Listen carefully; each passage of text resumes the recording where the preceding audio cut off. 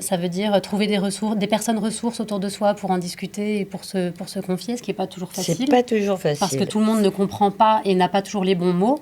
Mais fait. certaines personnes qui ne sont pas forcément les plus proches, d'ailleurs, peuvent aider. Ce n'est pas forcément ma meilleure amie ou ma mère, mais ça peut être une amie d'amis, une collègue ou je ne sais quoi. Elles ont souvent du mal, d'ailleurs, parce qu'elles considèrent que ça touche à l'intime. Oui. Et elles ont du mal à en parler. Il y a peut-être derrière un petit peu de sentiment de honte, de ne pas arriver toute seule, on va dire, de défaillance, en fait. Un sentiment de défaillance. Et donc, c'est pour ça que c'est pas très facile pour elles de parler ni à la famille, ni aux amis. Peur du jugement, peur des mots maladroits, t'y penses trop, t'as qu'à penser à autre chose, enfin voilà. Pars en vacances.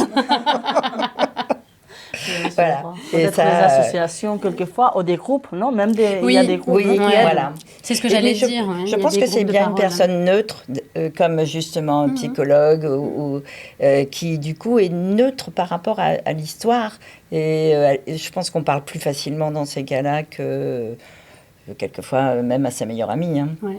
Et je pense qu'il faut quelqu'un de neutre, et c'est mieux que si c'est quelqu'un de spécialisé qui connaît les protocoles PMA. Parce que s'il faut réexpliquer que jeudi soir, je fais l'injection d'eau vitrelle, c'est quoi l'eau vitrelle? Alors s'il faut tout réexpliquer, c'est compliqué. Quelqu'un qui connaît...